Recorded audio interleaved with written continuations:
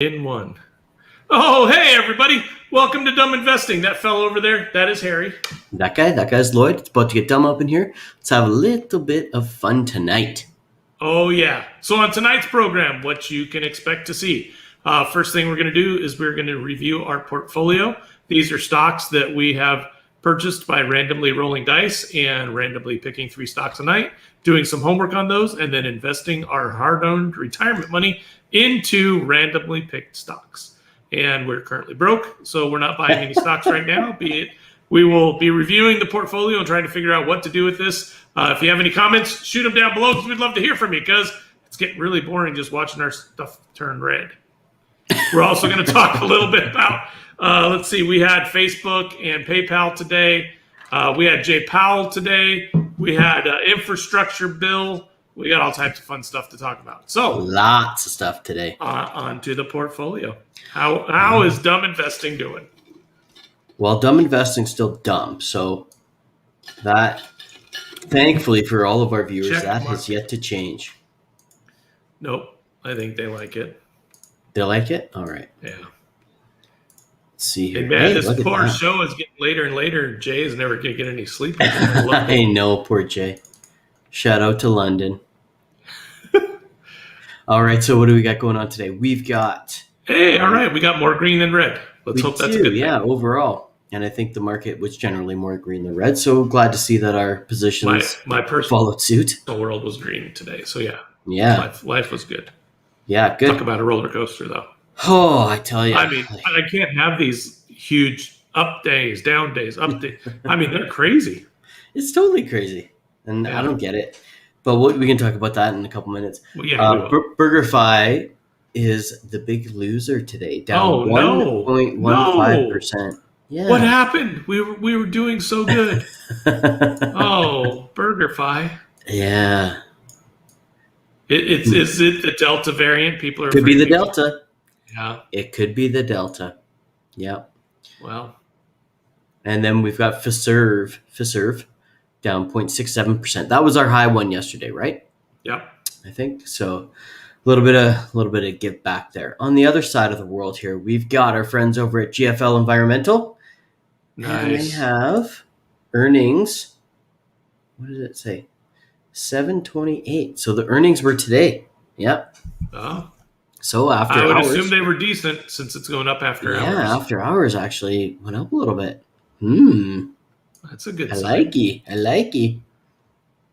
It's so sad we wanted to go up. Just get to where we purchased it. It's so sad. Yeah, so with dumb. all of our stocks. Yeah. And then we've got Kings over here. What is Kings? I forget what Kings is. I don't know what Kings is. Kings is a, drum roll, is a blank company that doesn't do anything. I'm glad we bought them. That's what we should be doing. Webull does not have a profile on them. So if you don't want to see profile on the companies you own either, click the link down below.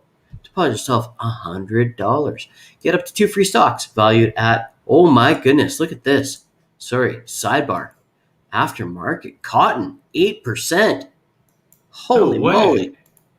And BurgerFi, 3%. And Hailing, 2%. What is going on? What is going on? That'll change by the morning. By the time we wake up, that'll all be different. What's the ticker on that one that we're trying to figure out what it is? KNGS.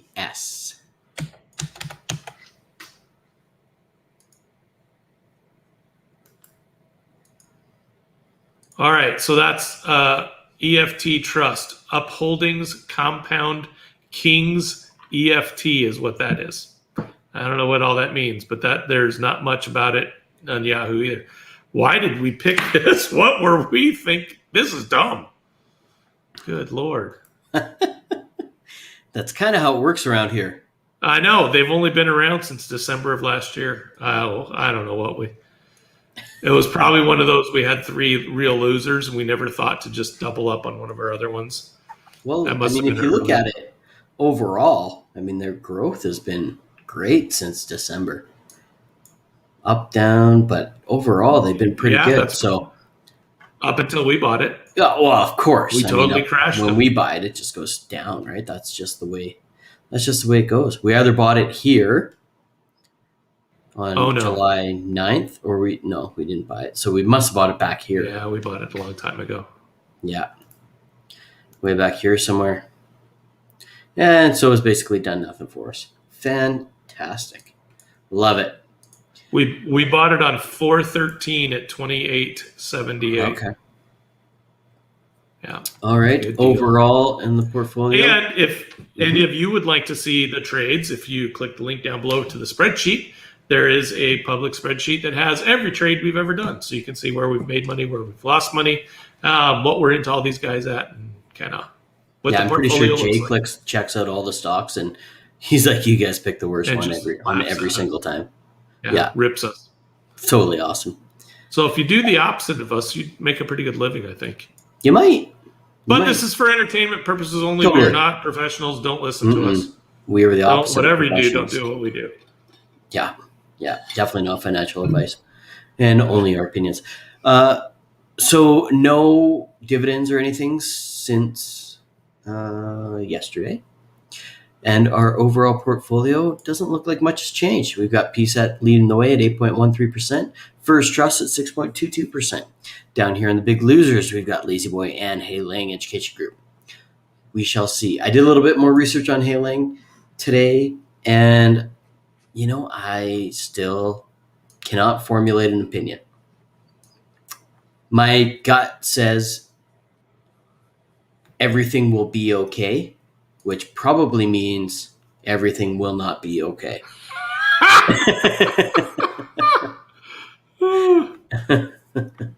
So I think we hold on to it for now. It's up after hours.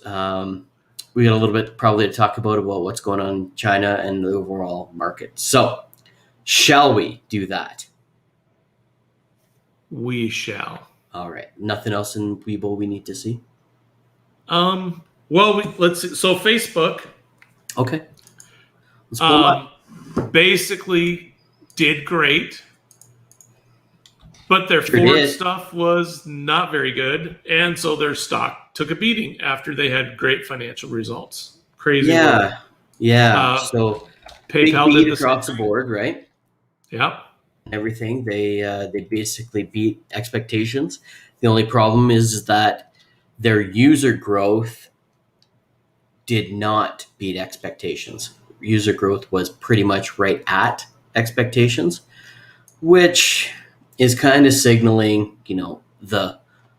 maybe a lack of growth, obviously, in users.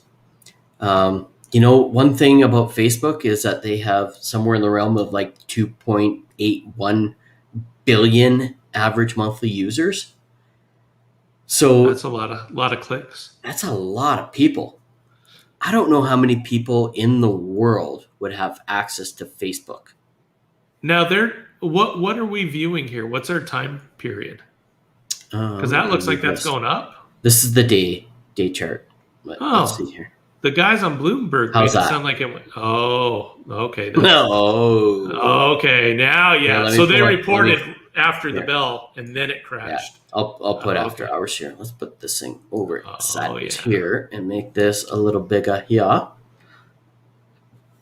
There we go. All right.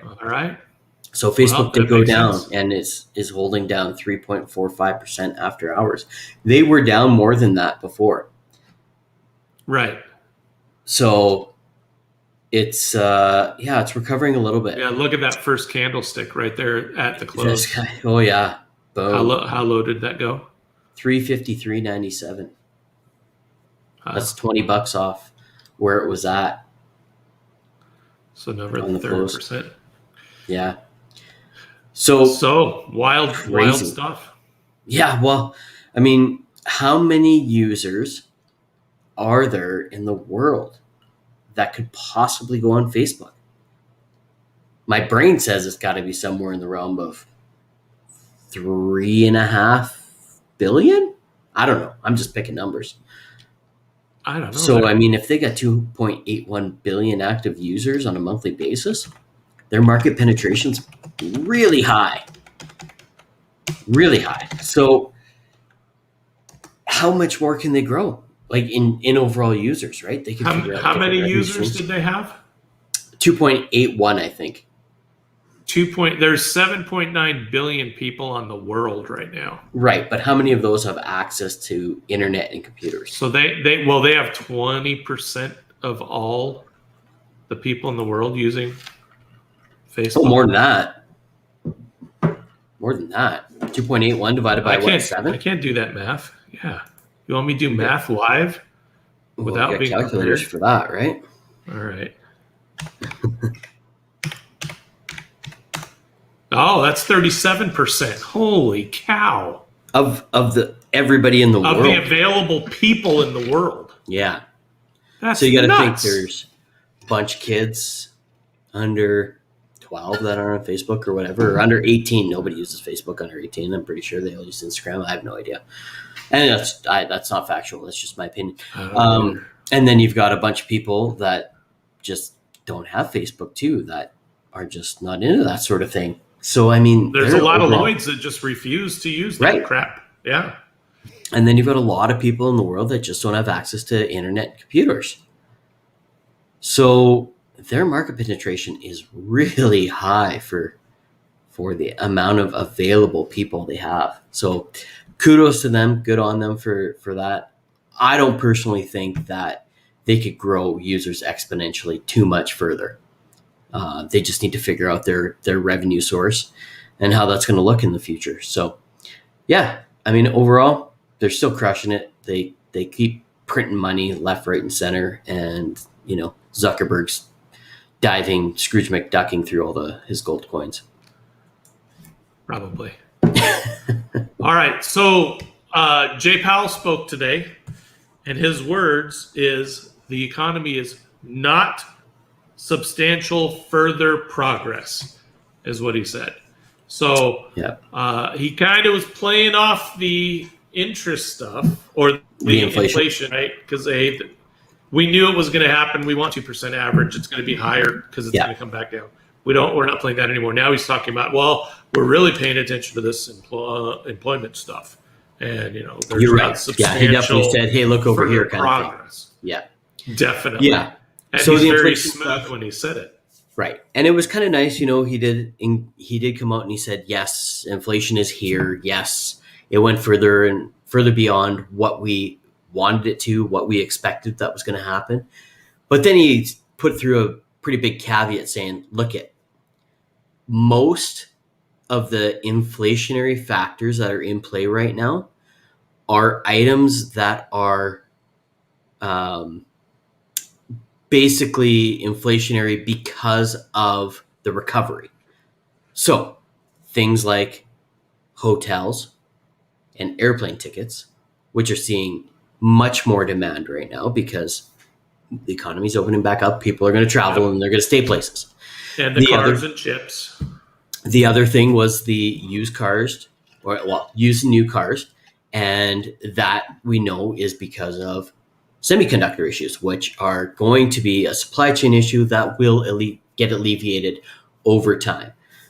So those two factors in of itself, if you take those out, I believe that's somewhere in the realm of 60 to 70% of the inflationary measures that are causing the inflation numbers to be up. So we know that those two things alone aren't sustainable and they will come down over time. How long? We don't really know, but we do know that capitalism will prevail. People will make semiconductors. From what I heard, there's a bill into the government right now to spend somewhere in the realm of like $60 billion to bring semiconductor infrastructure into the US, but that'll obviously take time to build factories and all this kind of stuff. But all of that will come down over time. Will it take 2 months, 6 months, 6 years? To be determined. But he was pretty dead set that most of the inflation is pretty transitory. Yeah. And he says, look, we're smart. We watch this stuff. We'll make a move if we have to. We're the feds. Don't worry about it. Totally. Yeah, You're right. he's And awesome. yeah, you're So, exactly right. He sat there and he said, "Hey, we're watching it. We're looking at all the factors, and we hold all the cards. So yeah. if something starts to go awry, we'll play our first card. If it doesn't fix it, we'll play card number 2. But eventually, we've got all of them, and if we got to put all the cards on the table to reduce inflation, we will do so." If he wasn't so polished, he would have just said, "We got this. Just chill." Right, totally. If that I was mean, you that's or what I he up there, wanted be to like, say. guys, listen, I'm sick and tired of your questions. I've got this under control. Peeve off. Beat it. All right. So last thing, cat. Cat is going up. Why is cat going up? Caterpillar? Caterpillar. Oh, it must be because there's an infrastructure bill. There's an infrastructure bill. Oh. The Senate has said, the hell with it. We got the power. We're just going to start pushing stuff through. We're done playing nice. We're just going to start doing All it. right, so what's the infrastructure bill? What are we I talking? don't know We talking because 4 trillion, 8 trillion?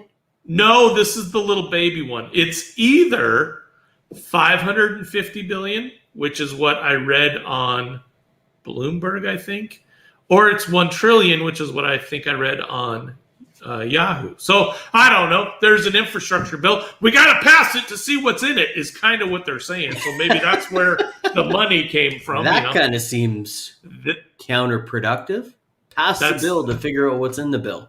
So we don't know if it's bridges. We don't know if it's infrastructure. We don't know if it's Musk sending rockets to the moon. We don't know.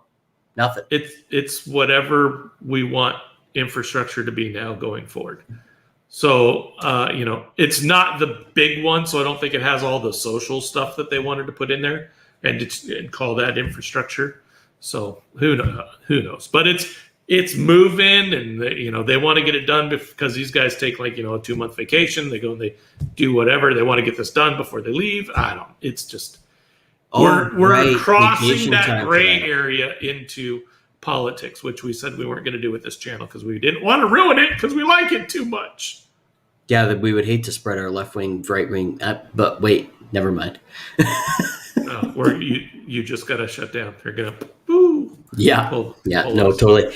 Well, that's going to be interesting. So 550 billion to $1 trillion. I mean, that falls awfully short of the $4 billion that was initially talked about. So that $4 billion is going to be invested over the next 97 years, or how's that going to play out? What they're talking about is they're going to get this first one done, kind of get it through, and get it, get the system kind of lubed up and ready to go, and then they can go and get the next ones going, and we can just have one after another after another. It'll be great. Haven't figured out how to pay for them. We'll worry about that stuff later. Well, the banks got all kinds of money. They're like reverse repos are at like $979 billion overnight. Like it's almost at $1 trillion. That's a big dollar. Yeah, but then they just give it right back to them the next day. I mean, but there's a lot of free cash sitting there in the banks. There's a whole lot of cash. Start investing that money. Do something with it. There's cash everywhere, dude. It's crazy. It's crazy. It's totally crazy. And the markets are slowing down. Like everything's slowing down. Things are not as crazy as they were. Housing's slowing down. Commodity prices are going down. Yeah. I don't know about that. I just had to buy steaks at Costco over the weekend. Steaks are not going down. That's for sure. Well, you should talk to Chipotle then. Well, I don't have the their buying meat prices power went that down.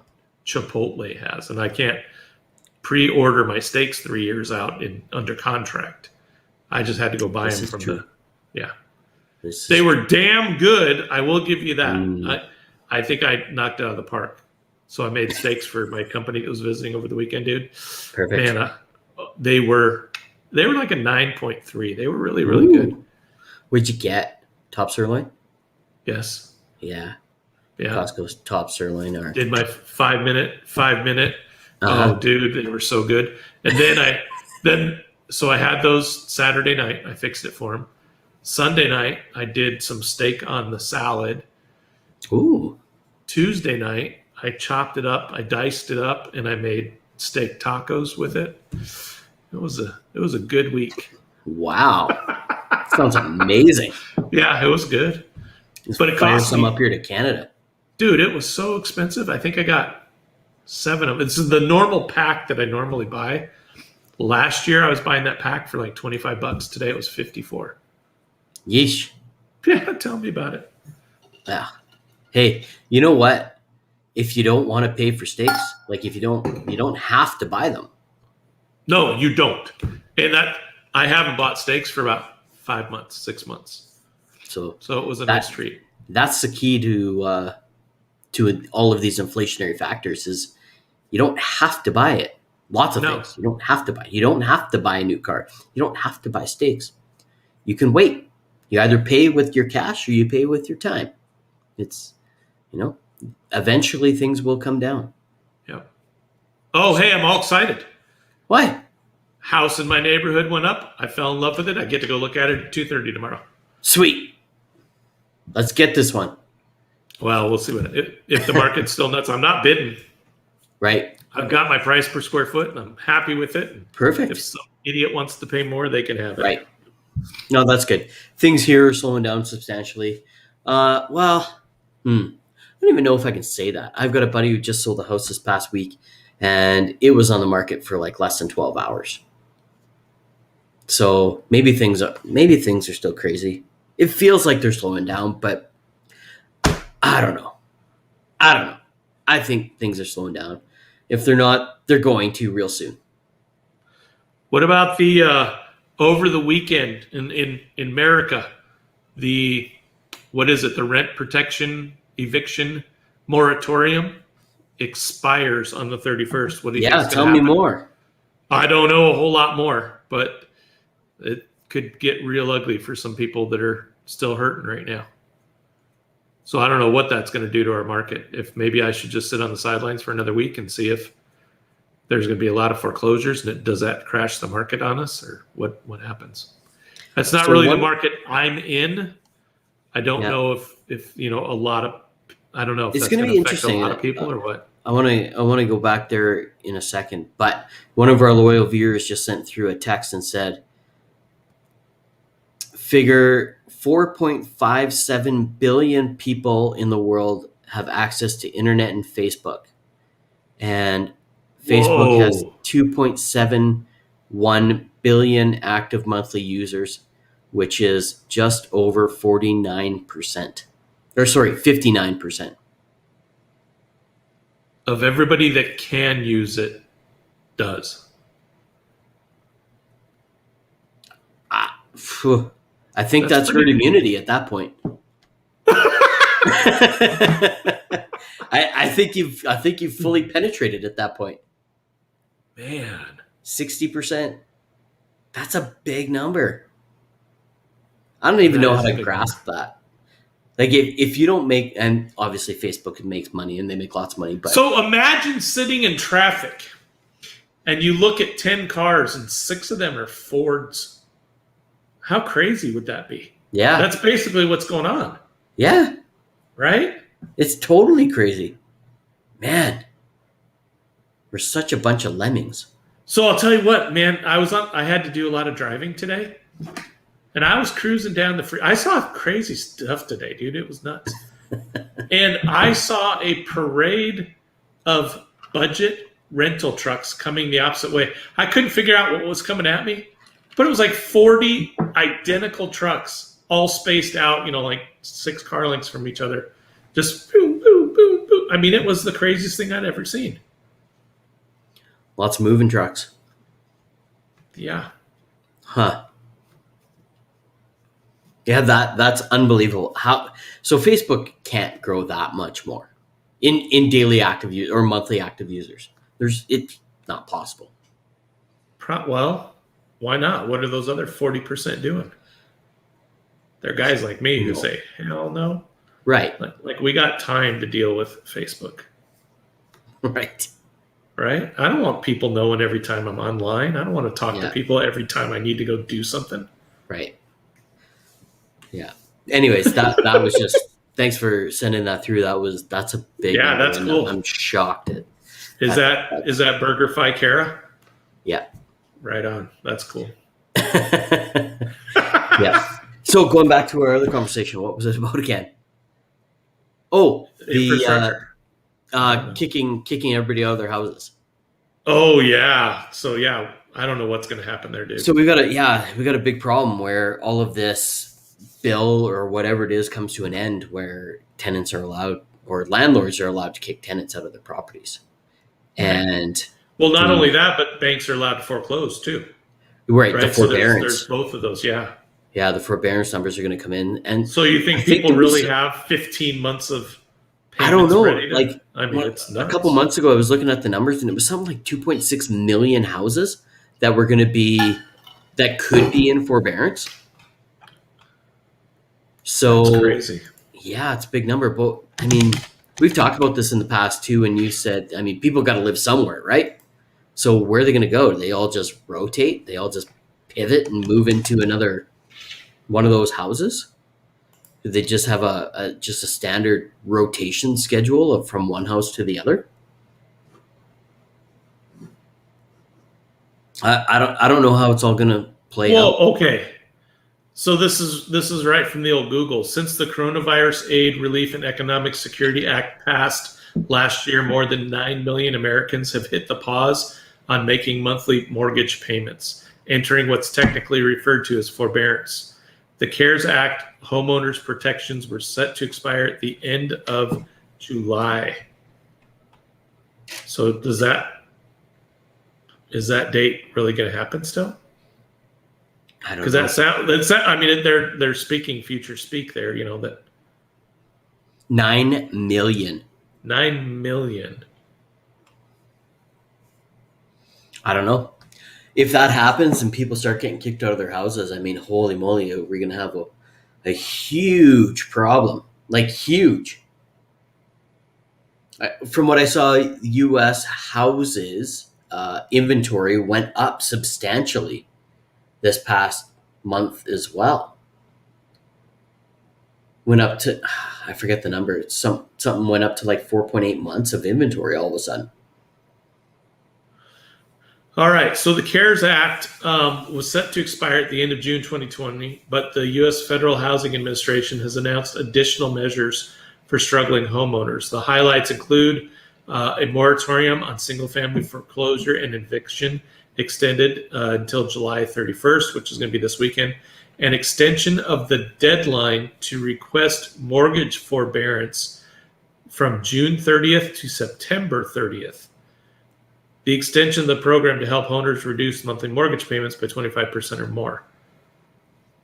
Yeah, that's what I thought. I thought it was September 30th. Huh. Weird. Yeah. Regardless, it's not saying how many inventories on the market. Could be ugly. And if and when that forbearance issue comes into play, ugly, I think, could be an understatement. We shall see. September is going to be very, very interesting. Yeah. All right. So what is today? Today's Wednesday, right? All day. We got unemployment stuff tomorrow. We do. Jobless claims, yeah. Yes, jobless claims, yeah. Mortgage rates went down today. Oh, yeah? 3.1 to 3.0, I think. Still pretty low, pretty affordable. Totally. Yep. JPow came out and did his thing. Market liked it. Oh, yeah. So, yeah, the Chinese stuff we talked about yesterday. Okay. Chinese stuff. Yeah, the Chinese market. So everybody was all scared about the Chinese market yesterday. So there's a huge sell-off on Chinese stocks. Yep. Today, basically everybody went in and said, I'm going to buy that dip. So they went in and bought a whole bunch of Chinese stocks. And I don't know what the Chinese fund is that tracks it, but it was somewhere in the realm of 5 to 6% up on opening this morning. So they just happened to miss Hiling.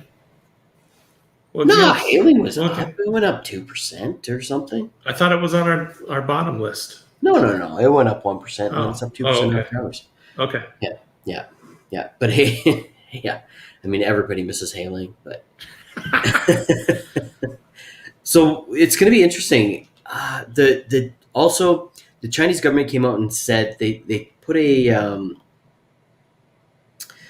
they put out some sort of release stating that they're not trying to manipulate markets, and they are, I don't want to say necessarily backing Chinese stocks, but they're definitely not trying to manipulate them in the fact that they're, toying with the U.S. market. So I don't know how much you can trust the Chinese government and all that kind of stuff. That's it certainly helped the market feel a little bit better about things, and a lot of the Chinese stocks went up today. The Neos of the world, XPeng.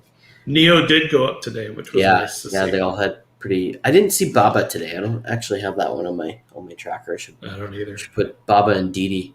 Should watch those ones, but yeah, they. I think they generally went up today. So I don't know. This market's so crazy volatile. I mean, we go up 3% today, then down 3%, then up 2.5%. It's just completely wild. It toys with all of our emotions. Yeah, it sure does. And my doggone chart's starting to look like a cardiograph. It's crazy. Yeah, totally. Is that an earthquake? No, it's just my stock chart. Yeah, early this morning, mine was horrible. The ups and downs were so close, it was nuts. Yeah, all right. When you sent me that picture, it was pretty wild. That was hilarious. It was like minutes of each other. Within minutes, it was up and down, straight like up, 2%. straight up. Yeah. I mean, it was like, yay! Oh no! Yay! Oh no! Yay! Oh! It was like being on a roller coaster. That's the world's worst roller coaster ever. I know. All right, folks. Give us a follow on Twitter. You can see down below here at Dumb Investing, or on Instagram, dumb_investing. You get to see some things there that you don't necessarily on the channel. So do that. Also on YouTube, give us a like, follow us, or hit the little subscribe button. Hit the bell if you want to see when we go live, and please share it with your friends. Any little bit goes a long way. So we like to grow the channel and continue to share all of this dumb love. Dumb love. I love it. Don't trade like that guy. Have a great night. Definitely don't trade like that guy. We'll see you in the next one. Good night. Good night, everyone.